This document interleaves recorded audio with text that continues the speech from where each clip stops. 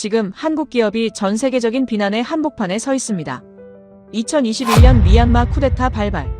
전 세계를 뒤흔든 충격적인 폭로가 터집니다. 한국 가스전의 수익이 미얀마 군부의 주머니로 들어가고 있다. 연간 수천억 원의 자금이 군부의 총칼을 사고 있다는 의혹. 국제사회는 분노하며 최후 통첩을 보냅니다. 그 피 묻은 돈줄을 끊고 당장 미얀마를 떠나라. 하지만 한국은 멈추지도 떠나지도 않았습니다. 가스밸브를 잠그는 순간 군부보다 먼저 암흑에 갇힐 이들은 바로 미얀마 시민들이었기 때문입니다. 결국 한국은 전 세계의 야유를 감수한 채 사지에 남는 가장 위험한 선택을 합니다. 하지만 그것은 결코 독재자와의 결탁이 아니었습니다. 세상의 비난 속에서 한국은 어떻게 군부의 돈줄만 정교하게 말리며 시민의 불빛을 지켜냈을까요? 미얀마의 밤을 사수한 한국인들의 처절한 기록, 지금 시작합니다. 어디서 듣고 계신가요? 구독과 좋아요 잊지 마세요. 안녕하세요. 저는 요하네스 크라우스입니다. 독일 출신의 국제인권활동가로 지난 15년간 아프리카와 중동의 자원 분쟁 지역을 다니며 기업과 독재 정권의 유착관계를 조사해왔습니다. 쿠데타 발생 사흘째 새벽 양곤 공항에 내리자마자 공기부터 달랐습니다. 터미널 곳곳에 총을 든 군인들이 서 있었고 사람들은 서로의 눈을 피하며 걸었어요. 제 핸드폰엔 벌써 100여 개가 넘는 미확인 전화가 쌓여 있었죠. 유럽 본부, 미국 언론, 아시아 인권단체들이었습니다. 모두가 같은 질문을 던지고 있었어요. 한국의 가스전은 어떻게 할 것인가? 호텔방에 들어서자마자 저는 가방에서 두꺼운 파일을 꺼냈습니다. 미얀마 전력망 분석 자료였어요. 지난 6개월간 수집한 데이터를 바탕으로 작성한 보고서였죠. 침대 위에 지도를 펼쳐놓고 형광펜으로 표시하기 시작했습니다. 안다만의 해상가스전에서 출발한 파이프라인이 양곤 외곽 발전소로 이어지고 거기서 다시 도심과 군부시설로 전력이 분배되는 경로를 따라갔어요. 빨간 선이 지도 위를 뱀처럼 기어갔습니다. 이게 군부의 산소통이다. 저는 혼잣말로 중얼거렸어요. 한국 기업이 운영하는 해상가스전은 연간 약 3천억 원의 수익을 올리고 있었습니다. 그중 일부가 미얀마 국영가스공사를 통해 군부로 흘러들어간다는 건 공공연한 사실이었죠. 저는 지난 15년간 아프리카와 중동의 자원 분쟁 지역을 다녔습니다. 콩고의 코발트 광산에서 아동 노동을 목격했고 수단의 유전지대에서 학살 직후의 마을을 걸었어요. 그곳에서 배운 건 단순했습니다. 독재 정권이 지속되려면 반드시 돈줄이 필요하고 그 돈줄의 끝엔 언제나 외국 기업이 있다는 사실이었죠. 지도 위에 빨간 선들을 보며 저는 확신했습니다. 미얀마도 다르지 않을 거라고요. 한국 기업은 자신들이 단순히 천연가스를 채굴한다고 생각하겠지만 실상은 군부의 총알에 자금을 대는 것과 다름없었어요. 국제사회가 제재를 논의하는 동안 이 가스전은 매일같이 군부의 금고를 채우고 있었습니다. 이게 군부의 산소통이다. 저는 다시 한번 중얼거리며 지도 위 가스전 위치에 동그라미를 그렸어요. 같은 시각 양곤 도심에서 북쪽으로 10여 킬로미터 떨어진 곳에 위치한 국영가스공사 본부에서는 툰미나웅이 창밖을 내다보고 있었습니다. 새벽 어스름 속에서도 양곤 시내의 불빛들이 또렷했어요. 그 불빛 하나하나가 돈이었죠. 책상 위에는 방금 도착한 보고서가 놓여 있었습니다. 국제인권단체들의 움직임을 정리한 문서였어요. 툰미나웅은 보고서를 훑어보며 희미하게 웃었습니다. 한국 가스전을 겨냥한 제재 논의가 시작됐다는 내용이었죠.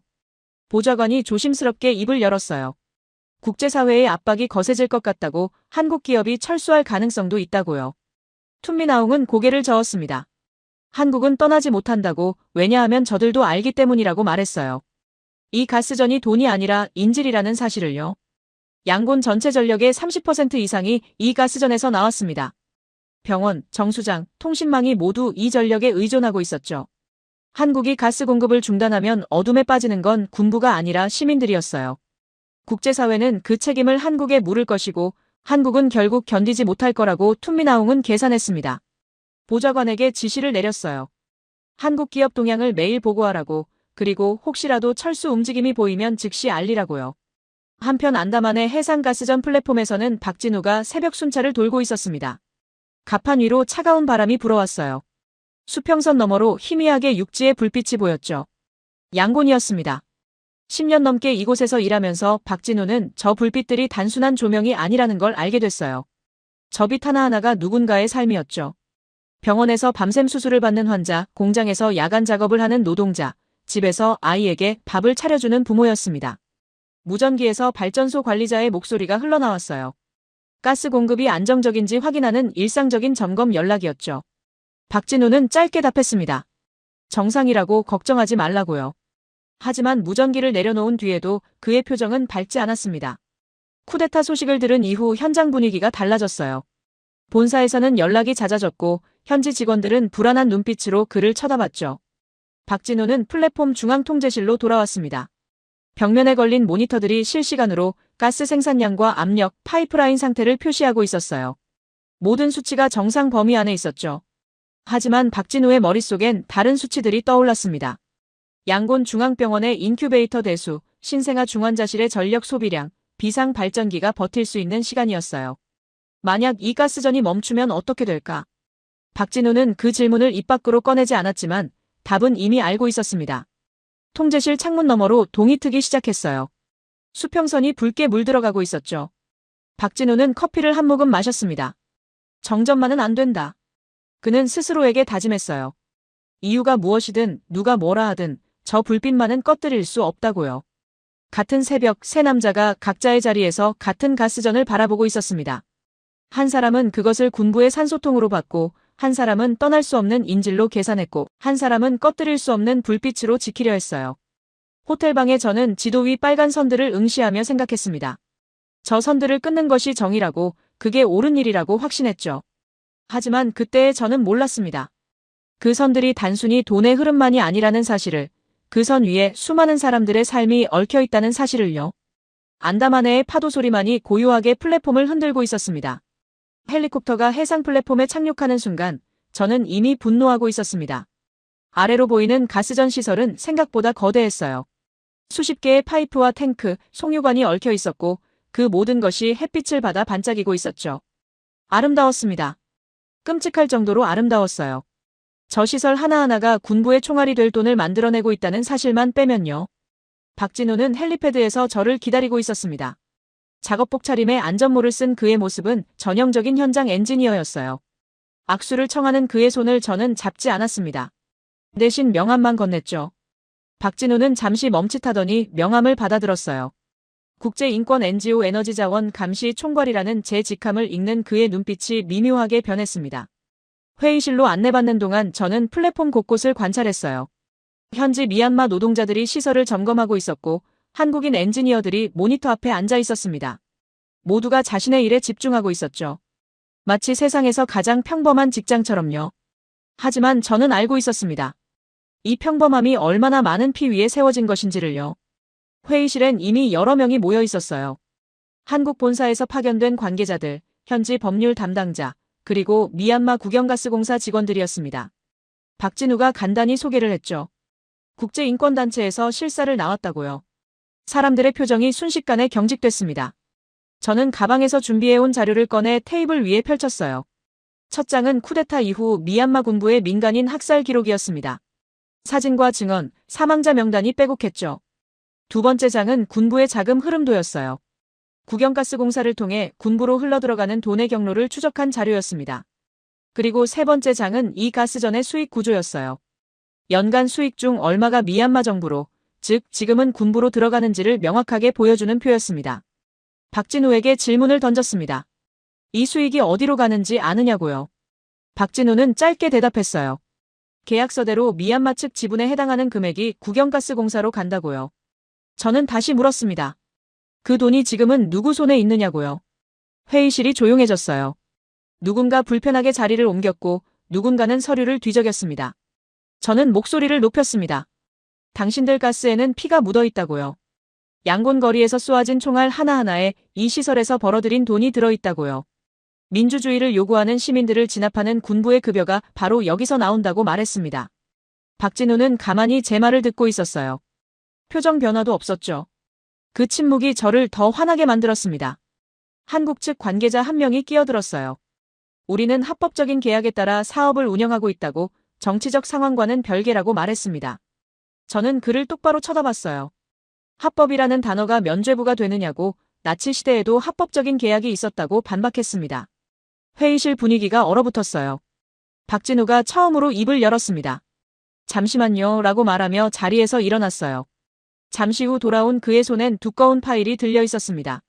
테이블 위에 펼쳐진 건 양곤 전력망 지도였어요. 저도 호텔에서 봤던 바로 그 지도였죠. 하지만 박진우의 지도엔 제가 표시하지 않았던 것들이 가득했습니다. 병원 위치가 빨간 점으로 표시돼 있었어요. 각 병원의 병상수, 중환자실 규모, 비상발전기 용량이 숫자로 적혀 있었습니다. 정수장, 통신기지국, 신호등 시스템까지 모두 표시돼 있었죠. 박진우는 손가락으로 지도를 짚으며 말했어요. 양곤 중앙병원에는 현재 12대의 인큐베이터가 가동 중이라고요. 신생아 중환자실엔 23명의 아기가 있다고 말했습니다. 그리고 다른 자료를 꺼냈어요. 전력 차단 시뮬레이션이었습니다. 이 가스전의 공급이 중단될 경우 어떤 일이 벌어지는지를 시간대별로 정리한 보고서였죠.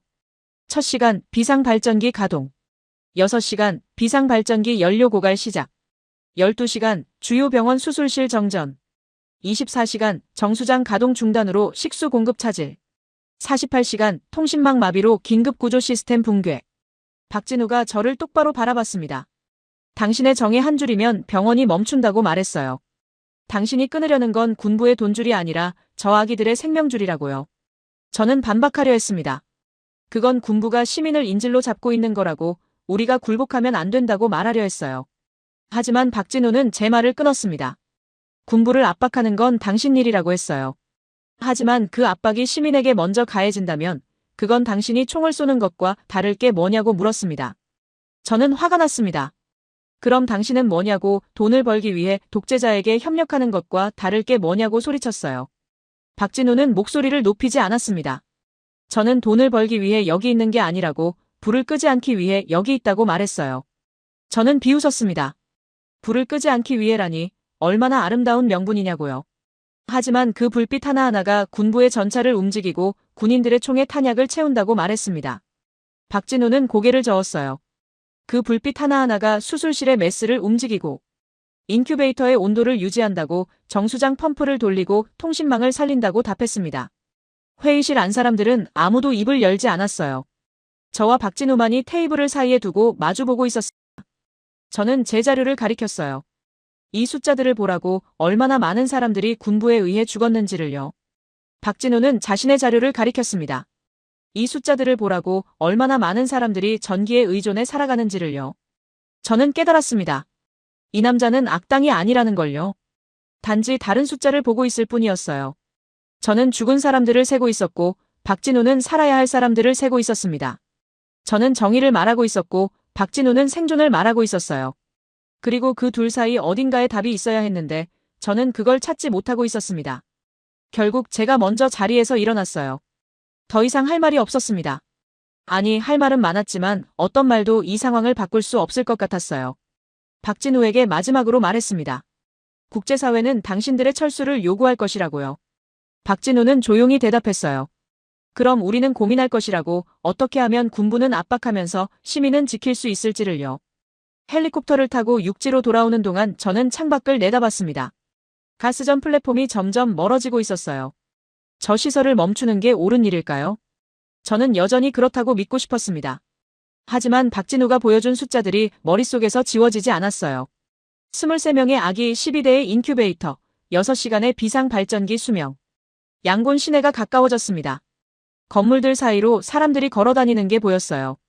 저들 중 누군가는 병원에 있을 것이고, 누군가는 집에서 물을 틀고 있을 것이고, 누군가는 핸드폰을 충전하고 있을 거였습니다. 그 모든 일상이 저 멀리 보이는 가스전과 연결돼 있었어요. 저는 주먹을 쥐었습니다. 왜 이렇게 복잡해야 하는 걸까요? 왜 정의는 이렇게 단순하지 않은 걸까요? 헬리콥터가 착륙했습니다. 저는 호텔로 돌아와 노트북을 열었어요. 본부에 보낼 보고서를 작성해야 했습니다. 하지만 키보드 앞에서 한참을 멍하니 앉아 있었어요. 한국 기업의 즉각 철수를 요구한다는 문장을 쓰려고 했는데 손가락이 움직이지 않았습니다. 박진우의 목소리가 귓가에 맴돌았어요. 당신의 정의 한 줄이면 병원이 멈춘다고요. 저는 창밖을 내다봤습니다. 양곤의 밤이 깊어가고 있었어요. 거리에 가로등이 켜져 있었고 건물마다 불빛이 새어나왔습니다. 저 불빛들이 꺼진다면 어떻게 될까요? 군부는 타격을 받을까요? 아니면 시민들이 먼저 무너질까요? 저는 답을 알 수 없었습니다. 하지만 한 가지는 확실했어요. 이 선택이 생각보다 훨씬 무겁다는 것, 그리고 제가 그 무게를 제대로 이해하지 못하고 있었다는 사실이었습니다. 다음 날 아침, 양곤 거리는 다시 시위대로 가득 찼습니다. 저는 호텔 창문 너머로 그 광경을 지켜봤어요. 사람들이 세 손가락 경례를 하며 구호를 외치고 있었습니다. 군부타도 민주주의 회복 아웅산 수치 석방을 요구하는 목소리가 거리를 가득 채웠죠. 저는 그들을 보며 생각했습니다. 저 사람들을 위해 싸우고 있다고 제 일이 옳다고 스스로를 다독였어요. 하지만 그날 오후부터 뭔가 달라지기 시작했습니다. 시위대 사이로 새로운 구호가 퍼져나갔어요. 처음엔 작은 목소리였습니다. 누군가 손으로 쓴 피켓을 들고 있었죠. 한국 기업은 물러가라는 문구였어요. 저는 처음엔 대수롭지 않게 여겼습니다. 당연한 반응이라고 생각했죠. 하지만 시간이 지날수록 그 목소리는 커졌고 피켓은 늘어났습니다. 같은 시각 국영가스공사본부에서 툰미나웅은 창밖을 내다보며 만족스러운 표정을 짓고 있었습니다. 책상 위엔 방금 도착한 보고서가 놓여 있었어요. 시위 현장 모니터링 결과였죠. 보좌관이 조심스럽게 물었습니다. 시민들의 분노가 우리를 향할 수도 있지 않느냐고요. 툰미나웅은 고개를 저었어요. 군인은 욕을 먹어도 된다고 말했습니다. 우리는 총을 들고 있으니까요. 사람들이 우릴 미워해도 우린 그들을 통제할 수 있다고 했어요.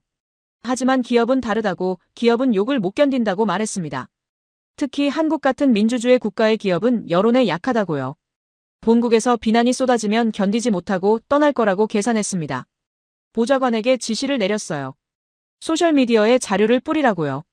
한국 기업이 군부에 얼마나 많은 돈을 대고 있는지, 그 돈이 어떻게 쓰이는지를 구체적인 숫자와 함께 퍼뜨리라고 했습니다.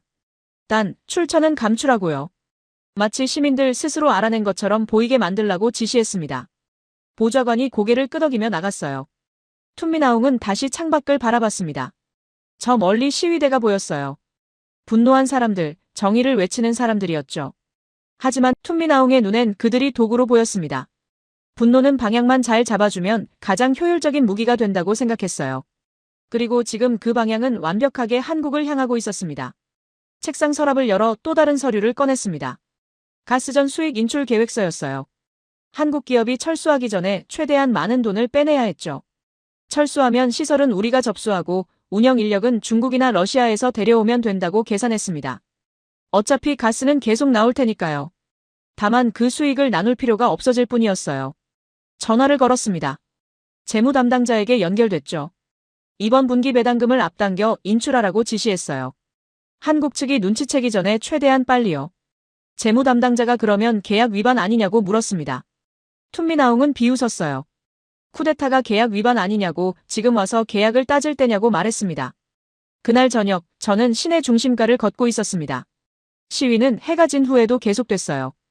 횃불을 든 사람들이 거리를 메우고 있었죠. 그런데 구호가 달라져 있었습니다. 군부타도 구호 사이로 한국규탄 구호가 섞여 나왔어요. 누군가 태극기를 들고 있었는데 그 위에 커다란 X 표시가 그려져 있었습니다. 피 묻은 돈이라고 외치는 목소리가 들렸어요. 한국은 공범이라는 구호도 들렸죠. 저는 그 광경을 보며 복잡한 감정이 들었습니다. 제가 원하던 모습이긴 했어요. 한국 기업에 대한 압박이 커지는 것, 그들이 떠나도록 만드는 것이 제 목표였으니까요.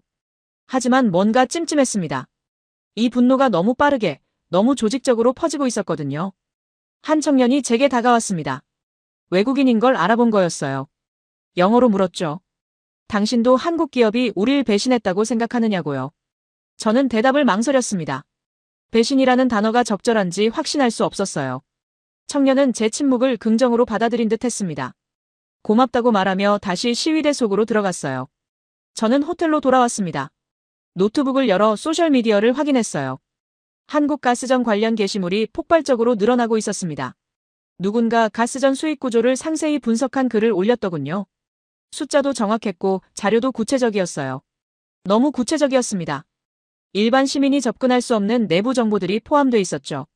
의심이 들기 시작했습니다. 이 정보는 어디서 나온 걸까요? 시민들이 스스로 조사한 걸까요? 아니면 누군가 의도적으로 흘린 걸까요? 댓글들을 읽어내려갔어요. 분노, 배신감, 실망이 가득했습니다. 한국을 믿었는데 배신당했다는 목소리, 민주주의 국가라더니 독재자 편이었다는 비난이 쏟아졌어요. 다음 날 아침, 거리는 더 거칠어져 있었습니다. 한국 기업 사무실 앞에 사람들이 모여 있었어요. 항해 피켓을 들고 구호를 외치고 있었죠. 경찰이 저지선을 쳤지만 시위대는 물러서지 않았습니다. 저는 그 광경을 멀찍이서 지켜봤어요. 한국 기업에 대한 압박, 철수를 요구하는 목소리였죠. 하지만 가슴 한편이 불편했습니다. 시위대 사이로 일반 시민들이 보였거든요. 한국 기업 건물에서 일하는 미얀마 노동자들이었어요. 불안한 표정으로 건물을 바라보고 있었습니다. 회사가 문을 닫으면 자신들은 어떻게 되는 걸까요? 일자리를 잃으면 가족은 누가 먹여 살릴까요? 저는 그 질문들을 외면했습니다. 지금은 더 큰 정의를 위해 싸워야 할 때라고 스스로를 설득했어요. 국영가스공사 본부에서 툰 미나웅은 모니터로 시위 현장을 지켜보고 있었습니다.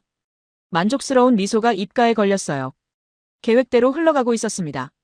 시민들의 분노는 군부가 아닌 한국을 향하고 있었고 국제 여론도 한국 기업을 압박하기 시작했죠. 이제 시간 문제였어요.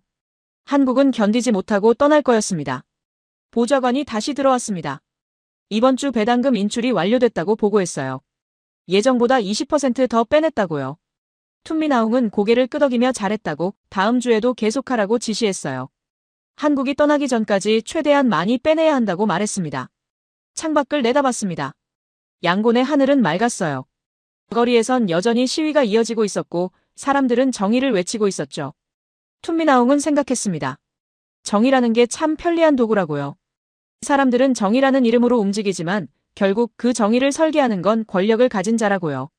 전화벨이 울렸습니다. 군부 상층부에서 걸려온 전화였어요. 한국가스전 상황을 보고하라는 내용이었죠. 툰미나웅은 간단히 답했습니다. 모든 게 계획대로라고요. 한국은 곧 떠날 것이고 그러면 가스전은 온전히 우리 것이 될 거라고 말했습니다. 상층부는 만족스러워했어요. 수고했다는 말과 함께 전화를 끊었습니다. 툰미나웅은 의자에 기대 앉아 천장을 올려다봤습니다. 이 게임은 이미 끝났다고 생각했어요. 한국은 여론을 이기지 못할 거였고 시민들은 분노를 한국에 쏟아내고 군부는 그 사이 돈을 챙길 거였습니다. 완벽한 계획이었죠. 변수는 없었어요. 아니, 있을 리가 없다고 확신했습니다. 저는 그날 밤 호텔방에서 본부에 보낼 긴급 보고서를 작성했습니다. 미얀마 시민사회가 한국 기업 철수를 강력히 요구하고 있다는 내용이었어요. 국제사회도 같은 목소리를 내야 한다고 주장했죠. 하지만 키보드를 두드리는 제 손가락은 어딘가 무거웠습니다. 박진우가 보여줬던 전력망 지도가 자꾸 떠올랐거든요. 23명의 아기 12대의 인큐베이터. 창밖을 내다봤습니다. 양곤의 밤은 여전히 불빛으로 가득했어요. 저 불빛들이 꺼진다면 누가 먼저 고통받을까요? 군부일까요? 시민들일까요? 저는 고개를 저었습니다. 지금은 그런 걸 고민할 때가 아니라고, 정의가 우선이라고 스스로를 다독였어요. 하지만 가슴 한편의 불편함은 지워지지 않았습니다. 거리에선 여전히 구호 소리가 들려왔습니다. 한국은 물러가라, 피 묻은 돈을 거두라는 목소리였어요. 저는 그 소리를 들으며 생각했습니다. 이 분노가 과연 순수한 것일까요? 아니면 누군가에 의해 설계된 것일까요? 하지만 답을 찾기엔 너무 늦은 밤이었고 저는 너무 지쳐 있었습니다. 제 보고서가 본부에 도착한 지 사흘 만에 국제사회가 움직였습니다. 유럽연합이 먼저 성명을 발표했어요. 미얀마 군부와 연계된 모든 경제활동에 대한 제재를 검토한다는 내용이었죠. 미국도 곧바로 뒤따랐습니다. 재무부 산하 해외자산통제국이 미얀마 국영기업들과의 거래를 금지하는 행정명령 초안을 공개했어요. 그 목록에 미얀마 국영가스공사가 포함돼 있었습니다. 저는 호텔방에서 뉴스를 보며 안도했습니다. 드디어 시작됐다고 생각했어요. 국제사회가 제대로 된 압박을 가하기 시작한 거라고요. 한국 정부도 곧 입장을 발표할 거였고 한국 기업들도 철수를 결정할 거라 믿었습니다. 정의가 작동하고 있다고, 제가 옳은 일을 했다고 확신했어요. 하지만 양곤 거리의 분위기는 제 예상과 달랐습니다. 다음 날 아침 시내로 나갔을 때 가장 먼저 눈에 띈 건 닫힌 가게들이었어요. 평소라면 북적였을 상점가가 텅 비어 있었습니다. 공장 지대로 가는 버스 정류장엔 사람들이 모여 있었는데 출근하는 사람들이 아니라 집으로 돌아가는 사람들이었어요. 해고 통지를 받은 노동자들이었습니다. 한 중년 남성이 정류장 벤치에 주저앉아 있었습니다. 손에 든 서류를 멍하니 바라보고 있었어요. 저는 다가가 물었습니다. 무슨 일이냐고요? 남성은 고개를 들어 저를 봤습니다. 공장이 문을 닫았다고 미국과 유럽이 제재를 발표하자 회사가 당장 조업을 중단했다고 말했습니다. 얼마나 오래 일했느냐고 물었습니다. 남성은 12년이라고 답했어요. 딸이 둘 있는데 큰딸이 내년에 대학에 간다고 했죠. 그런데 이제 등록금을 어떻게 마련해야 할지 모르겠다고 말했습니다. 저는 할 말을 찾지 못했어요. 제재가 군부를 압박하기 위한 거라고, 잠시만 참으면 나아질 거라고 말하고 싶었지만 그 말이 입 밖으로 나오지 않았습니다. 공장 지대를 걸었습니다. 곳곳에서 같은 광경이 반복됐어요. 폐쇄 안내문이 붙은 공장 정문, 짐을 싸는 노동자들, 망연자실한 표정으로 서 있는 사람들이었습니다. 한 여성이 공장 정문 앞에서 울고 있었어요. 옆에 있던 동료가 달래고 있었죠. 제재 때문이라고, 우리가 뭘 잘못한 것도 아닌데 왜 우리가 일자리를 잃어야 하느냐고 말하는 소리가 들렸습니다. 저는 발걸음을 멈췄습니다. 이건 제가 예상했던 그림이 아니었어요. 제재는 군부를 압박해야 하는데 왜 이 사람들이 먼저 고통받고 있는 걸까요? 국영기업과 거래하던 민간 공장들이 연쇄적으로 문을 닫고 있었습니다. 제재 대상은 군부였지만 실제 타격은 그 아래서 일하던 평범한 사람들에게 먼저 가해지고 있었어요. 병원으로 향했습니다. 박진우가 보여줬던 그 전력망 지도가 자꾸 떠올랐거든요. 양곤 중앙병원 입구에 도착했을 때 이미 긴장감이 느껴졌어요. 평소보다 사람들이 많았고 복도는 어수선했습니다. 안내 데스크에 있던 간호사에게 물었어요. 무슨 일이냐고요? 간호사는 피곤한 표정으로 답했습니다. 비상전력 시스템 점검 중이라고요. 제재 발표 이후 전력 공급이 불안정해질 수 있다는 경고를 받았다고 했습니다. 그래서 모든 중환자실과 수술실의 비상 발전기를 점검하고 있다고 말했어요. 연료는 얼마나 비축돼 있느냐고 물었습니다. 간호사는 고개를 저었어요. 이틀에서 사흘 정도라고, 그 이상 정전이 지속되면 어떻게 해야 할지 모르겠다고 답했습니다. 복도를 걸어 신생아 중환자실 앞까지 갔습니다. 유리창 너머로 인큐베이터들이 보였어요. 작은 아기들이 그 안에서 숨을 쉬고 있었습니다. 각 인큐베이터마다 전선이 연결돼 있었고 모니터가 생명 징후를 표시하고 있었어요. 박진우가 말했던 23명의 아기가 바로 저 아이들이었습니다. 한 의사가 복도를 지나가다 제 곁에 멈춰 섰습니다. 외국인이 신생아실 앞에 서 있는 게 이상했던 모양이었어요. 무슨 일이냐고 물었습니다. 저는 솔직하게 답했어요. 국제인권단체에서 왔다고, 제재의 영향을 확인하러 왔다고요. 의사의 표정이 굳어졌습니다. 제재가 우릴 돕기 위한 거라고 들었다고 말했어요. 그런데 왜 우리 환자들이 위험해지는 거냐고 물었습니다. 저는 대답하지 못했어요. 의사는 계속 말했습니다. 저 아기들 중 절반은 조산하라고, 인큐베이터 없이는 하루도 버티지 못한다고 했어요.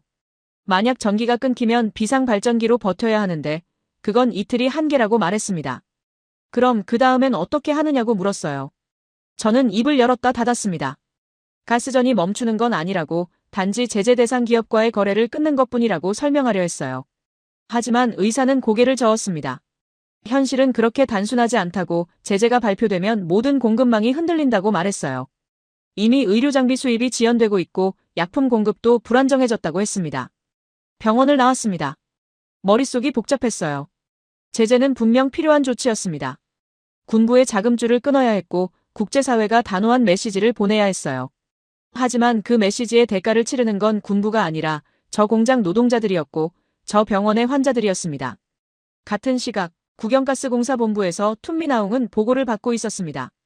제재 발표 이후 상황 정리 보고였어요. 보좌관이 서류를 넘기며 설명했습니다. 외국계 기업들과의 계약이 잇따라 중단되고 있다고, 공장 폐쇄와 실업이 증가하고 있다고 보고했어요. 병원에서도 비상체제에 들어갔다고 말했습니다. 툰미나웅은 보고서를 덮으며 물었습니다. 우리 수익엔 영향이 있느냐고요. 보좌관이 고개를 저었어요. 가스전 운영엔 아직 직접적인 제재가 없다고, 한국 기업이 철수하지 않는 한 수익은 계속 들어온다고 답했습니다. 툰미나웅은 만족스럽게 고개를 끄덕였어요. 창밖을 내다봤습니다. 양곤 시내가 내려다 보였어요. 저 어딘가에서 사람들이 일자리를 잃고 있었고 병원은 비상체제에 들어가 있었죠. 하지만 툰미나웅의 표정엔 아무런 동요도 없었습니다. 오히려 희미한 미소가 번졌어요. 보았나? 정의가 먼저 다친다. 툰미나웅이 중얼거렸습니다. 보좌관이 무슨 뜻이냐고 물었어요. 툰미나웅은 설명했습니다. 국제사회가 정의를 외치며 제재를 가했지만 그 제재의 칼날은 군부가 아니라 시민들을 먼저 벤다고요. 우리는 아직 아무런 타격도 받지 않았는데 공장 노동자들이 먼저 거리로 내몰리고 있다고 말했습니다. 보좌관이 조심스럽게 물었어요. 시민들의 불만이 우리에게 향할 수도 있지 않느냐고요. 툰미나웅은 고개를 저었습니다. 아니라고, 사람들은 자신들을 해고한 공장을 원망할 것이고 그 공장들은 제재를 탓할 것이고 제재는 결국 외국 기업들 때문이라고 생각할 거라고 말했어요. 특히 한국 기업이요. 계산은 완벽했습니다. 제재가 강화될수록 시민들의 고통은 커지고 그 고통은 한국에 대한 분노로 바뀔 거였어요. 한국은 본국 여론의 압박을 견디지 못하고 결국 철수할 것이고 그러면 가스전은 온전히 군부의 것이 될 거였습니다. 중국이나 러시아가 기꺼이 그 자리를 채울 테니까요. 보좌관에게 지시했습니다. 실업자 통계를 언론에 흘리라고요. 제재 때문에 얼마나 많은 사람들이 일자리를 잃었는지, 병원이 얼마나 위험한 상황인지를 알리라고 했어요. 단 군부를 비난하는 게 아니라 외국 기업들과 제재를 비난하는 논조로 만들라고 지시했습니다. 저는 그날 저녁 호텔로 돌아와 창밖을 내다봤습니다. 양곤의 불빛들이 여전히 빛나고 있었어요. 하지만 그 불빛 아래서 수천 명이 일자리를 잃었고 병원들은 비상체제에 들어가 있었습니다. 제 보고서가 이 모든 일의 시작이었어요. 제가 옳은 일을 했다고 믿고 싶었습니다. 군부를 압박하는 건 반드시 필요한 일이라고요. 하지만 가슴 한편에서 의문이 떠나지 않았습니다. 정의가 이렇게 작동하는 게 맞을까요?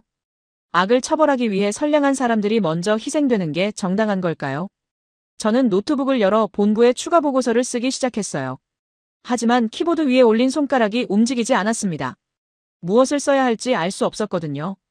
이틀 후, 저는 예상치 못한 연락을 받았습니다. 한국 본사에서 긴급 화상회의를 연다는 내용이었어요. 그런데 놀라운 건 저를 참관자로 초대했다는 거였습니다. 한국 측 법률 담당자가 전화로 설명했어요. 국제사회의 제재 움직임을 직접 파악하고 있는 전문가의 의견이 필요하다고 회의에 참석해 줄 수 있겠느냐고 물었습니다. 저는 잠시 망설였습니다. 제가 한국 기업 철수를 주장해온 사람인데 그들의 내부 회의에 참석하는 게 적절한가 싶었거든요. 하지만 호기심이 앞섰어요. 한국이 어떤 선택을 하려는지, 그들이 이 상황을 어떻게 인식하고 있는지 직접 듣고 싶었습니다. 참석하겠다고 답했어요. 회의는 양곤 시각 오후 2시에 시작됐습니다. 한국 본사 회의실엔 임원진이 모여 있었고 현지에선 박진우와 몇몇 관계자들이 참석했어요. 저는 호텔방에서 노트북으로 접속했습니다. 화면에 10여 명의 얼굴이 떠올랐죠. 모두 피곤해 보였어요. 이미 며칠째 밤샘 회의를 하고 있다는 게 얼굴에 드러났습니다. 본사 대표이사가 회의를 시작했습니다. 간단한 인사 후 바로 본론으로 들어갔어요. 현재 상황을 정리하자면 국제사회의 제재가 본격화되고 있고 한국 정부도 곧 입장을 발표할 예정이라고 말했습니다. 국내 여론도 악화일로라고 시민단체들이 철수를 요구하는 성명을 내고 있다고 덧붙였어요. 재무담당 임원이 자료를 공유했습니다. 화면에 숫자들이 나타났어요. 철수할 경우 예상되는 손실액, 계약 위반에 따른 배상금, 시설 처리 비용이었습니다. 천문학적인 금액이었죠. 하지만 그 임원은 말했습니다. 돈보다 더 큰 문제는 기업 이미지라고요.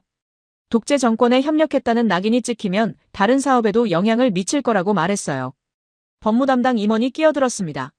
철수하지 않을 경우의 리스크도 만만치 않다고 지적했어요. 미국이나 유럽의 2차 제재 대상이 될 수 있고 그렇게 되면 글로벌 금융 시스템에서 배제될 수도 있다고 경고했습니다. 회의실 분위기가 무거워졌어요. 본사 대표이사가 박진우를 불렀습니다. 현장 책임자로서 의견을 말해달라고 했어요. 박진우는 잠시 침묵하다가 입을 열었습니다. 저희가 떠나면 군부가 전부 가져갑니다. 그는 단호하게 말했어요. 중국이나 러시아 기업이 즉시 들어올 것이고 그들은 인권이나 투명성 같은 건 신경 쓰지 않을 거라고 했습니다. 한 임원이 반박했습니다. 그럼 우리가 남아야 한다는 건가? 국제사회의 비난을 감수하면서까지요. 박진우는 고개를 끄덕였어요. 남돼, 방법을 바꿔야 한다고 말했습니다. 군부로 가는 돈줄을 우리 손으로 끊어야 한다고, 그게 철수보다 나은 선택이라고 주장했어요. 저는 듣고만 있을 수 없었습니다. 마이크를 켜고 말했어요. 그게 가능하냐고 계약상 미얀마 측 지분에 해당하는 수익을 지급하지 않으면 계약 위반 아니냐고 물었습니다. 법무담당 임원이 답했어요. 가능하다고 쿠데타 자체가 계약 전제 조건의 중대한 변경이라고 주장할 수 있다고 말했습니다. 하지만 다른 임원이 고개를 저었습니다. 법리적으로는 가능해도 현실적으로는 위험하다고요.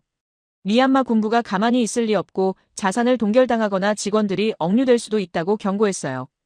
박진우가 다시 입을 열었습니다.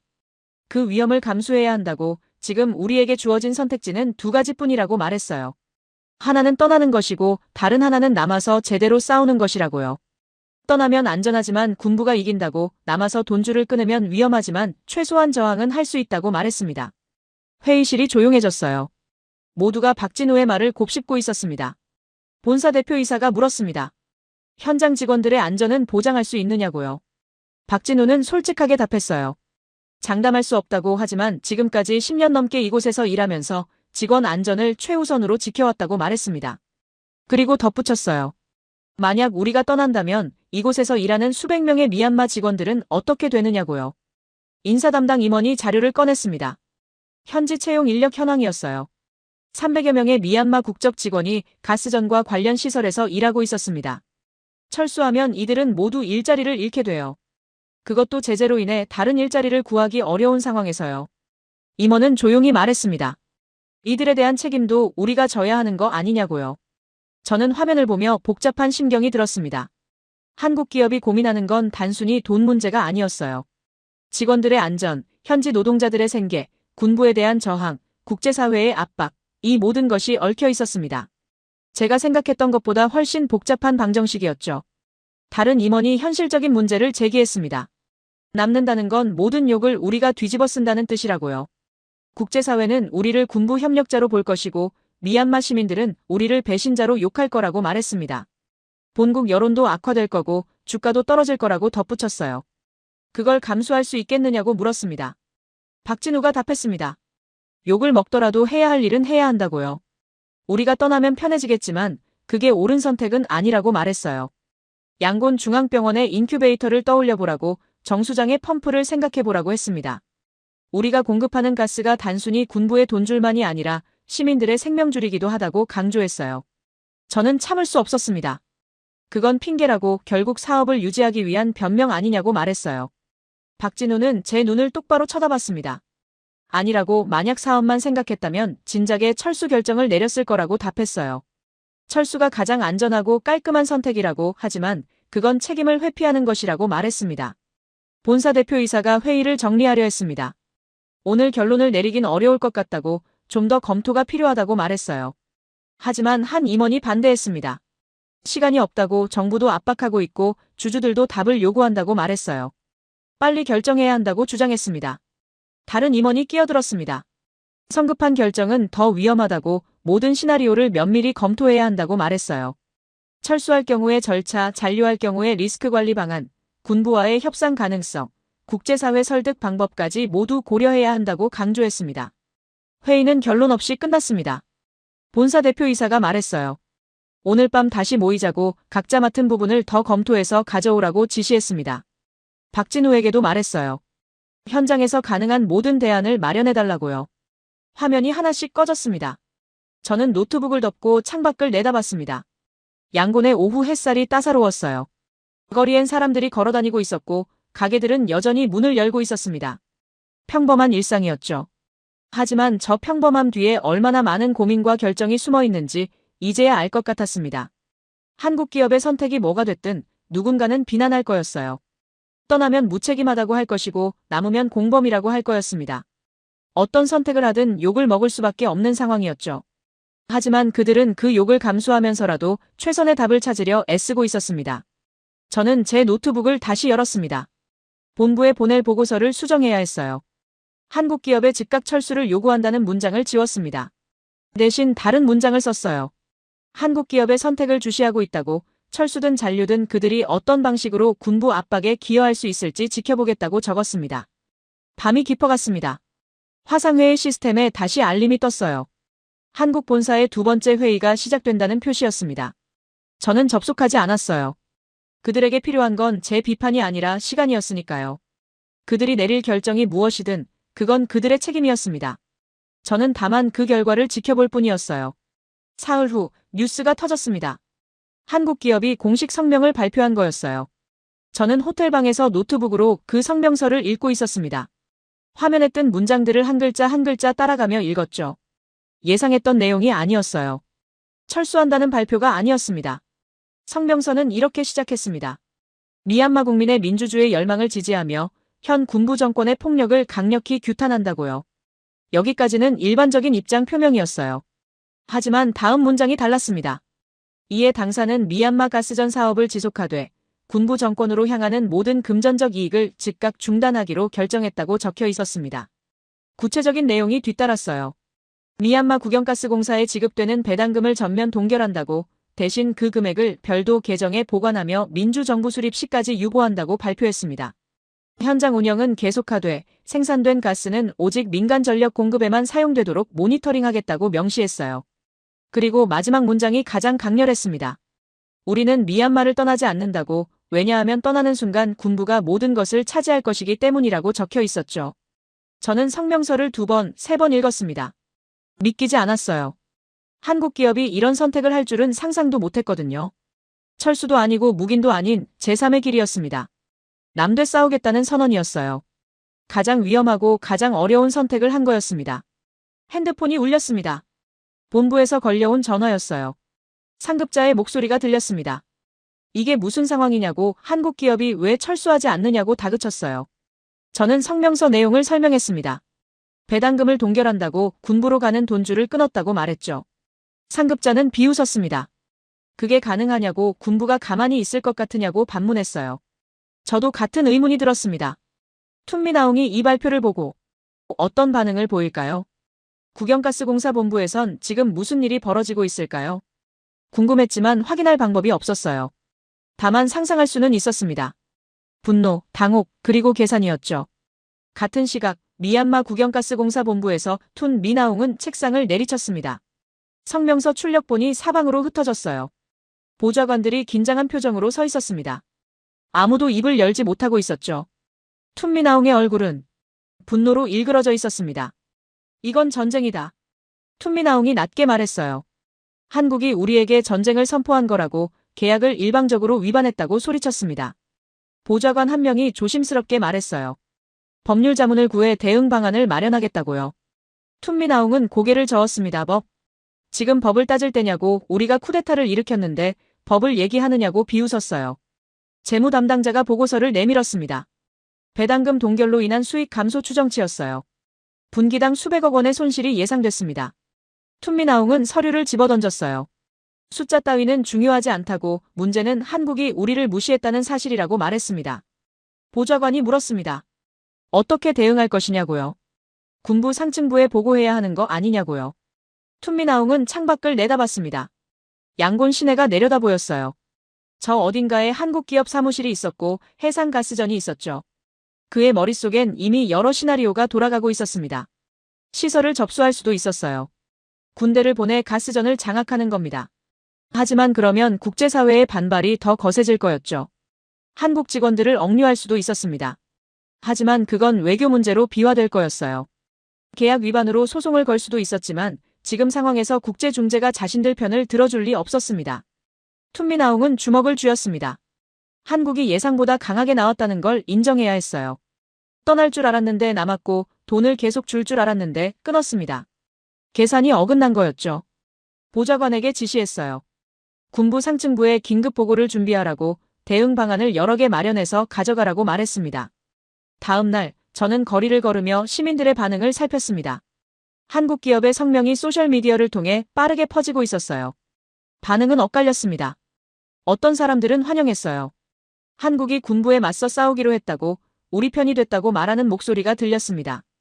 하지만 다른 사람들은 여전히 의심했어요. 말뿐이라고, 결국엔 자기들 이익 때문이라고 비난했죠. 한 청년 시위대가 한국 기업 사무실 앞에 모여 있었습니다. 하지만 며칠 전과는 분위기가 달랐어요. 규탄 피켓 대신 감사 현수막을 들고 있는 사람들도 있었습니다. 혼란스러워 보였어요. 한국을 적으로 볼 것인가, 동지로 볼 것인가를 두고 의견이 갈리고 있었죠. 국영가스공사 내부에서도 변화가 일어나고 있었습니다. 재무부서 직원들이 급히 움직이고 있었어요. 예정됐던 예산 집행이 연기되고 있었습니다. 배당금이 끊기자 자금 흐름에 차질이 생긴 거였죠. 한 중간 관리자가 상급자에게 물었습니다. 이번 달 운영비는 어떻게 하느냐고요. 상급자는 다른 곳에서 끌어오라고, 일단 버텨보자고 답했습니다. 군부 내부에서도 압박이 시작됐습니다. 국영가스공사가 상납해야 할 금액이 들어오지 않자 상층부가 문제를 제기한 거였어요. 툰미나옹은 여러 차례 호출됐습니다. 왜 한국 기업을 제대로 통제하지 못하느냐고, 배당금을 받아내라고 압박받았죠. 툰미나옹은 대응 방안을 설명했지만 상층부는 만족하지 않았습니다. 저는 이 모든 변화를 지켜보며 놀라움을 감추지 못했습니다. 한국의 결정이 실제로 작동하고 있었어요. 군부의 자금줄이 조금씩 마르기 시작한 겁니다. 물론 치명적인 수준은 아니었어요. 군부는 다른 수익원도 많이 갖고 있었으니까요. 하지만 상징적인 의미는 컸습니다. 외국 기업이 군부에 맞서 돈줄을 끄는 첫 사례였거든요. 본부에 보고서를 보냈습니다. 한국 기업의 결정을 분석한 내용이었어요. 철수하지 않으면서도 군부를 압박하는 새로운 방식이라고 주목할 만한 사례라고 평가했습니다. 하지만 동시에 우려도 표명했어요. 군부의 반격이 있을 것이고 그 반격은 예상보다 거칠 수 있다고 경고했죠. 실제로 며칠 후부터 조짐이 보이기 시작했습니다. 한국 기업 사무실 주변에 사복 경찰들이 나타났어요. 감시하는 게 명백했습니다. 가스전으로 가는 헬리콥터 운항에도 제약이 생겼죠. 갑자기 비행 허가가 지연되거나 취소되는 일이 잦아졌습니다. 박진우에게 연락했습니다. 상황이 어떠냐고 물었어요. 박진우는 담담하게 답했습니다. 예상했던 일이라고 각오하고 있다고 말했어요. 직원들 안전은 괜찮느냐고 물었습니다. 박진우는 잠시 침묵하다가 답했어요. 최대한 조심하고 있다고 하지만 장담할 수는 없다고 솔직하게 말했습니다. 통화를 끊고 나서 저는 창밖을 내다봤습니다. 양곤의 하늘은 흐렸어요. 곧 비가 올 것 같았습니다. 한국의 결정으로 상황이 새로운 국면에 접어들었어요. 군부는 돈줄이 막혔고 한국은 욕을 감수하기로 했고 시민들은 혼란스러워하고 있었습니다. 저는 노트에 메모했습니다. 이제 군부가 어떻게 반응할 것인가? 한국 기업을 그냥 놔둘까요? 아니면 강경하게 나올까요? 배당금이 끊긴 상태로 얼마나 버틸까요? 그리고 가장 중요한 질문이었습니다. 한국은 군부의 압박을 견뎌낼 수 있을까요? 답을 알 수 없었습니다. 다만 한 가지는 확실했어요. 이 대결은 이제 막 시작됐다는 것, 그리고 앞으로 더 험난한 길이 기다리고 있다는 사실이었습니다. 창밖으로 빗방울이 떨어지기 시작했어요. 양곤의 거리가 서서히 젖어갔습니다. 새벽 4시 제 핸드폰이 울렸습니다. 박진우였어요. 목소리가 긴박했습니다. 군부가 움직이고 있다고, 지금 해상가스전으로 향하고 있다고 말했어요. 저는 잠에서 깨어나 몸을 일으켰습니다. 무슨 일이냐고 구체적으로 설명해달라고 요청했죠. 박진우는 빠르게 상황을 전했습니다. 1시간 전쯤 육지 쪽에서 군 함정이 출항했다고 해요.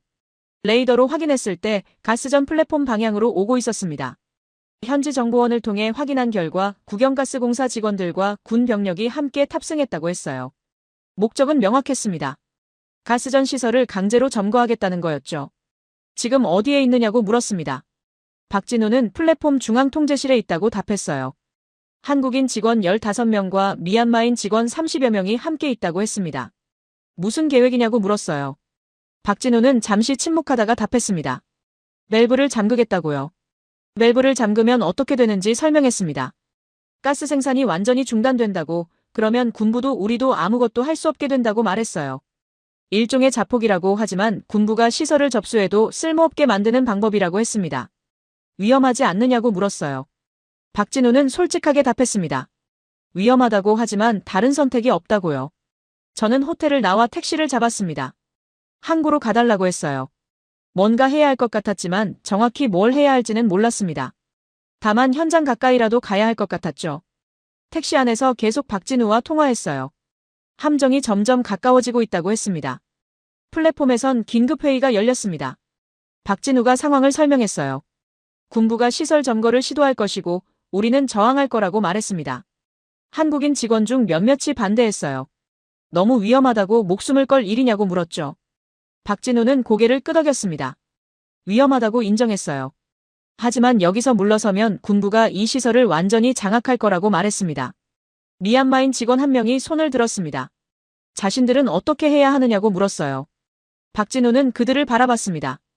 떠나도 된다고, 이건 한국 기업의 결정이니까 미얀마 직원들이 위험을 감수할 필요는 없다고 말했어요. 하지만 그 직원은 고개를 저었습니다. 우리도 남겠다고, 이 시설에서 10년 넘게 일했는데 군부에게 그냥 넘겨줄 순 없다고 말했습니다. 함정이 플랫폼 300m 앞까지 접근했습니다. 갑판에 무장한 군인들이 보였어요. 국영가스공사 직원들도 함께 있었죠. 확성기로 소리가 들려왔습니다. 시설을 인계하라는 명령이었어요. 저항하면 불법 점거로 간주하겠다고 경고했습니다. 박진우는 무전으로 답했습니다. 이 시설은 한국 기업의 합법적 소유이며 어떤 인계도 불가하다고 말했어요. 통제실에서 긴급 조치가 시작됐습니다. 박진우가 직접 주요 밸브 시스템으로 향했어요. 메인 가스 생산 라인의 밸브를 하나씩 잠그기 시작했습니다. 모니터의 수치들이 떨어지기 시작했어요. 생산량이 줄어들고 압력이 낮아졌죠. 완전히 차단하는 데는 약 10분이 걸릴 거였습니다. 함정에서 보트가 내려졌습니다. 군인들이 타고 있었어요. 플랫폼으로 접근하기 시작했죠. 박진우는 모든 직원들에게 지시했습니다. 통제실 문을 잠그고 안에서 대기하라고요. 물리적 충돌은 피하되 시스템 접근은 절대 허용하지 말라고 했습니다. 저는 항구에 도착했습니다. 멀리 수평선 너머로 가스전 플랫폼의 불빛이 희미하게 보였어요. 쌍안경을 빌려 바라봤습니다. 함정과 플랫폼 사이로 보트가 움직이는 게 보였죠. 무슨 일이 벌어지고 있는지 정확히 알 수 없었지만 긴박한 상황이라는 건 느껴졌습니다. 플랫폼에 군인들이 올라왔습니다. 약 20명 정도였어요. 국영가스공사 직원 5명도 함께였죠. 선두의 선 장교가 소리쳤습니다. 통제실을 열라고 저항하면 강제 진압하겠다고 경고했어요. 박진우는 통제실 안에서 인터폰으로 답했습니다. 이 시설은 국제법상 한국 기업의 소유라고 무단 침입은 불법이라고 말했어요. 장교는 비웃었습니다. 여기는 미얀마 영해라고 미얀마 법이 적용된다고 말했어요. 문을 열지 않으면 부수겠다고 위협했습니다. 박진우는 마지막 밸브를 잠갔어요. 모니터의 생산량 수치가 0으로 떨어졌습니다. 가스 생산이 완전히 중단된 거였죠. 그 순간 한국인 직원 한 명이 뭔가를 켰습니다. 라이브 스트리밍이었어요. 핸드폰 카메라로 통제실 내부와 밖의 상황을 실시간으로 인터넷에 송출하기 시작한 겁니다. SNS 계정을 통해 전 세계로 영상이 퍼져나갔어요. 미얀마 군부의 한국가스전 강제 점거 시도라는 제목과 함께요. 장교가 문을 부수라고 명령했습니다. 군인들이 도구를 들고 문을 두드리기 시작했어요. 하지만 통제실 문은 원래 보안을 위해 두껍게 만들어진 거였습니다. 쉽게 열리지 않았죠. 그 사이 라이브 영상의 시청자 수가 급격히 늘어나기 시작했습니다. 양곤 시내에서도 사람들이 영상을 보기 시작했어요. 소셜미디어를 통해 빠르게 공유됐습니다. 군부가 한국가스전을 점거하려 한다는 소식이 퍼졌죠. 사람들이 거리로 나오기 시작했습니다. 처음엔 몇십 명이었어요. 하지만 금방 수백 명으로 불어났습니다. 한국 기업 사무실 앞으로 사람들이 모여들었습니다. 이번엔 규탄하러 온 게 아니었어요. 지키러 온 거였습니다. 누군가 외쳤어요. 한국이 우리를 위해 싸우고 있다고, 우리도 함께 싸워야 한다고 말했습니다. 사람들이 세 손가락 경례를 올렸어요. 민주주의를 상징하는 그 제스처였죠. 플랫폼에선 여전히 대치가 계속되고 있었습니다. 문이 조금씩 부서지고 있었어요. 박진우는 직원들에게 말했습니다. 폭력은 쓰지 말라고, 다치지 않는 게 최우선이라고요. 만약 문이 뚫리면 저항하지 말고 물러서라고 지시했습니다. 다만 시스템 비밀번호는 절대 알려주지 말라고 덧붙였어요. 저는 항구에서 상황을 지켜보고 있었습니다. 핸드폰으로 라이브 영상을 보고 있었어요. 화면 속에서 군인들이 문을 부수고 있었고 통제실 안의 직원들은 긴장한 표정으로 서 있었습니다. 댓글이 폭발적으로 달리고 있었어요. 전 세계 사람들이 이 장면을 보고 있었습니다. 양곤 거리의 인파는 더 늘어났습니다. 이제 수천 명이 모여 있었어요. 한국 기업 사무실을 둘러싸고 서 있었습니다. 군부 경찰이 저지하려 했지만 사람들은 물러서지 않았어요. 한 청년이 확성기를 들고 외쳤습니다. 군부가 가스전을 빼앗으려 한다고, 우리가 막아야 한다고 말했어요. 국영가스공사 본부에서 툰미나웅은 모니터로 상황을 보고 있었습니다. 라이브 영상이 전 세계로 퍼지고 있었고 양곤 거리엔 시위대가 모여들고 있었어요. 계산이 어긋났습니다. 강경 대응으로 한국을 굴복시킬 수 있을 줄 알았는데 오히려 국제사회의 관심을 집중시킨 거였죠. 보좌관이 급히 들어왔습니다. 군부 상층부에서 연락이 왔다고 즉시 작전을 중단하라는 명령이라고 전했어요. 국제 여론이 악화되고 있다고 더 이상 진행하면 제재가 강화될 거라고 판단했다는 겁니다. 툰미나웅은 이를 악물었습니다. 하지만 명령을 거부할 순 없었어요. 플랫폼에 무전이 들어왔습니다. 철수 명령이었어요. 장교는 당황한 표정을 지었습니다. 문이 거의 다 부서져 가고 있었는데 철수하라니요. 하지만 명령은 명령이었습니다. 장교는 군인들에게 후퇴를 지시했어요. 군인들이 하나둘 플랫폼에서 내려가기 시작했습니다. 통제실 안의 직원들이 안도의 한숨을 쉬었습니다. 박진우는 여전히 긴장을 풀지 않았어요. 완전히 떠날 때까지 지켜봐야 한다고 말했습니다. 라이브 영상은 계속 송출되고 있었어요. 전 세계가 지켜보는 가운데 군인들이 보트에 올라타 함정으로 돌아갔습니다. 양곤 거리에 환호성이 터졌습니다. 라이브 영상을 보던 사람들이 소리쳤어요. 이겼다고, 군부가 물러섰다고 외쳤습니다. 세 손가락 경례가 하늘로 올라갔어요. 수천 개의 손가락이 아침 햇살을 받아 반짝였습니다. 저는 항구에서 그 광경을 지켜봤습니다. 믿기지 않았어요. 한국 기업이 군부의 강제 점거를 막아낸 겁니다. 직원들이 목숨을 걸고 시설을 지켰고 시민들이 거리에서 그들을 지지했어요. 라이브 영상이 국제 여론을 움직였고 그게 군부를 후퇴시킨 거였습니다. 박진우에게 전화했습니다. 괜찮으냐고 물었어요. 박진우는 피곤한 목소리로 답했습니다. 다들 무사하다고 다친 사람은 없다고 말했어요. 잠시 침묵이 흘렀습니다. 그리고 박진우가 말했어요. 우리는 떠나지 않을 겁니다. 라고요. 군부가 몇 번을 와도 우리는 이 자리를 지킬 거라고 했습니다. 햇살이 수평선 위로 떠올랐습니다. 플랫폼의 불빛과 아침 햇살이 겹쳐져 바다를 비췄어요. 함정은 멀어지고 있었고 플랫폼엔 직원들이 서 있었습니다. 양곤 거리엔 여전히 사람들이 모여 있었고 세 손가락 경례가 계속되고 있었어요. 저는 그 장면을 보며 깨달았습니다. 이건 더 이상 한국만의 싸움이 아니라는 걸요. 그로부터 한 달이 흘렀습니다. 저는 양곤을 떠나기 전 마지막 보고서를 작성하고 있었어요. 노트북 화면에는 한 달 전 제가 썼던 초안이 떠 있었습니다. 한국 기업의 즉각 철수를 촉구한다는 문장들이었죠. 저는 그 문장들을 하나씩 지웠습니다. 그리고 새로운 문장을 쓰기 시작했어요. 한국은 떠나지 않았다. 그 문장으로 시작했습니다. 국제사회가 철수를 요구했을 때, 본국 여론이 압박했을 때, 군부가 위협했을 때에도 한국은 그 자리를 지켰다고 적었어요. 하지만 그냥 남은 게 아니었다고 군부로 향하던 돈줄을 스스로 끊었다고 썼습니다. 가장 쉬운 선택인 철수를 버리고 가장 위험한 선택인 책임을 택했다고 기록했어요. 창밖을 내다봤습니다. 양곤 시내가 평온해 보였어요. 한 달 전의 긴박함은 사라지고 일상이 돌아온 것처럼 보였습니다. 하지만 저는 알고 있었어요. 그 평온함 아래서 무언가가 변하고 있다는 걸요. 군부의 계산이 어긋나기 시작했다는 사실을요. 국영가스공사 본부에서 툰미나웅은 재무보고서를 보고 있었습니다. 배당금 동결 한 달째였어요. 예상했던 것보다 타격이 컸습니다. 다른 수익원으로 메우려 했지만 쉽지 않았죠. 군부 내부에서 불만이 나오기 시작했어요. 왜 한국 기업을 제대로 통제하지 못하느냐는 질책이 이어졌습니다. 더 큰 문제는 다른 곳에 있었습니다. 한국의 결정이 선례가 된 거였어요. 다른 외국 기업들도 움직이기 시작했습니다. 투자를 재검토하고 군부와의 거래를 축소하기 시작했죠.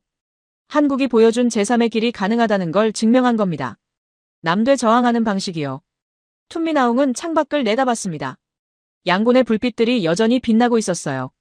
한 달 전 군부는 그 불빛을 인질로 삼을 수 있다고 확신했습니다. 한국이 전기를 끊을 수 없을 거라고, 결국 굴복할 거라고 계산했죠. 하지만 한국은 다른 방법을 찾았습니다. 불빛은 유지하되 돈줄은 끊는 방법이었어요. 보좌관이 들어와 조심스럽게 물었습니다. 앞으로 어떻게 할 것이냐고요. 한국을 계속 압박할 것이냐고 물었어요. 툰미나웅은 고개를 저었습니다. 소용없다고 지난 한 달이 증명했다고 말했습니다. 강제 점거는 실패했고 국제 여론만 악화됐어요. 한국은 생각보다 훨씬 강했습니다. 저는 양곤 중앙병원을 다시 찾았습니다. 한 달 전 비상체제에 들어갔던 그곳이었어요. 신생아 중환자실 앞에 섰습니다. 유리창 너머로 인큐베이터들이 보였죠. 모니터의 불빛들이 정상적으로 깜빡이고 있었습니다. 전력 공급은 안정적이었어요. 복도에서 그때 만났던 의사를 다시 만났습니다. 저를 알아본 그는 고개를 끄덕이며 인사했어요. 어떠냐고 물었습니다. 의사는 안정됐다고 답했어요. 전력 걱정은 없다고 한국가스전이 정상 가동 중이라고 말했습니다. 그리고 덧붙였어요. 한국에 감사하다고요. 저는 복잡한 심정이 들었습니다. 한 달 전만 해도 한국을 비난했는데 이제는 감사하다니요. 의사가 말했어요. 처음엔 저희도 한국을 의심했다고 군부 편이라고 생각했다고 솔직하게 말했습니다. 하지만 그들이 배당금을 끊고 군부의 점거를 막는 걸 보며 깨달았다고요. 한국은 우리를 버리지 않으려 한다는 걸요. 병원을 나와 거리를 걸었습니다. 공장 지대를 지나갔어요. 한 달 전 문을 닫았던 공장들 중 일부가 다시 문을 열었습니다. 제재가 완전히 풀린 건 아니었지만 일부 조정이 있었던 거였어요. 국제사회도 무차별적 제재가 시민들을 먼저 타격한다는 걸 인정하기 시작했습니다. 한 공장 앞에서 노동자들이 출근하고 있었습니다. 한 달 전 해고됐다가 복직한 사람들도 있었어요. 그중 한 명이 제게 말했습니다. 한국 기업 덕분이라고요. 그들이 남아서 싸워줬기 때문에 우리도 일자리를 되찾을 수 있었다고 말했습니다. 저는 호텔로 돌아와 보고서 작성을 계속했습니다. 한국은 영웅이 아니었다고 썼어요. 그들도 실수했고 고민했고 때론 옳지 않은 선택을 했을 수도 있다고 적었습니다. 완벽하지 않았다고요. 하지만 한 가지만은 분명했다고 덧붙였어요. 한국은 군부의 계산을 망친 유일한 나라였다고요. 군부는 외국 기업들이 돈과 안전 사이에서 안전을 택할 거라 확신했습니다. 여론과 제재를 견디지 못하고 떠날 거라 계산했어요. 하지만 한국은 제3의 길을 선택했습니다. 남대 저항하는 길이었죠. 그리고 그 선택이 군부의 전략에 균열을 냈다고 썼습니다. 박진우에게 마지막 통화를 했습니다.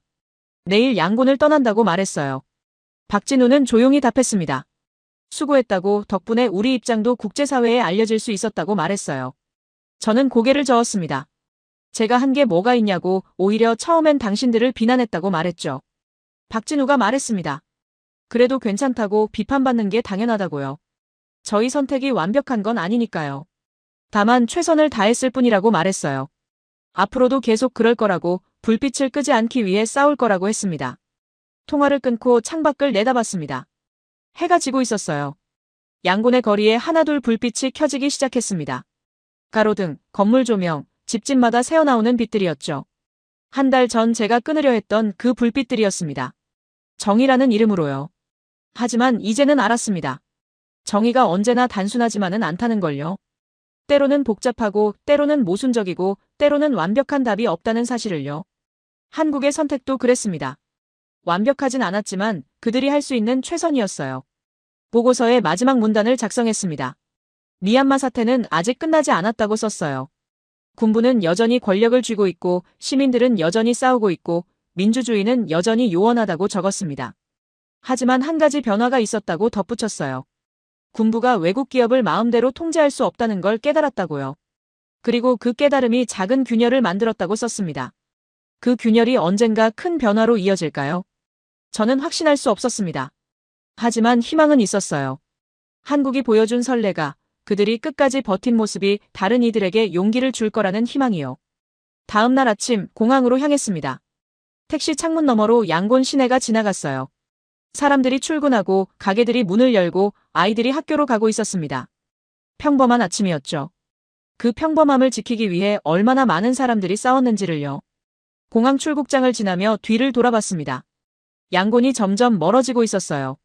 저 도시 어딘가에서 박진우와 직원들은 여전히 플랫폼을 지키고 있을 거였습니다. 툰미나웅은 여전히 계산을 하고 있을 거고요. 그리고 시민들은 여전히 민주주의를 외치고 있을 거였습니다. 비행기가 이륙했습니다. 창밖으로 미얀마 땅이 보였어요. 그 땅 위로 햇살이 내리쬐고 있었습니다. 저는 노트북을 열어보고서 파일을 확인했어요. 제목을 수정했습니다. 불을 끄지 않은 나라라고요. 한국에 대한 이야기였지만 동시에 미얀마에 대한 이야기이기도 했습니다. 본부에 최종 보고서를 전송했습니다. 그리고 개인 노트에 메모를 남겼어요. 정의는 때로 완벽하지 않다고 하지만 그럼에도 추구할 가치가 있다고 적었습니다. 한국이 보여준 건 완벽한 정의가 아니라 불완전한 책임이었다고요. 하지만 그 불완전한 책임이 때로는 완벽한 정의보다 더 많은 것을 지킨다고 썼습니다. 비행기 창밖으로 구름이 펼쳐졌습니다. 하얀 구름 사이로 햇살이 쏟아지고 있었어요. 저 아래 어딘가에서 양곤의 불빛은 여전히 켜져 있을 거였습니다. 병원의 인큐베이터는 여전히 작동하고 있을 거고 정수장의 펌프는 여전히 돌아가고 있을 거였어요. 한국이 끄지 않은 불빛들이었습니다. 그리고 저는 깨달았습니다. 제가 찾던 정의가 어쩌면 저 불빛 속에 있었을지도 모른다는 걸요. 거창한 선언이나 완벽한 해법이 아니라 끝까지 책임지려는 작은 선택들 속의 말이에요. 한국은 영웅이 아니었습니다. 하지만 그들은 포기하지 않았어요. 그리고 그게 때로는 영웅보다 더 중요한 것일지도 모른다는 생각이 들었습니다.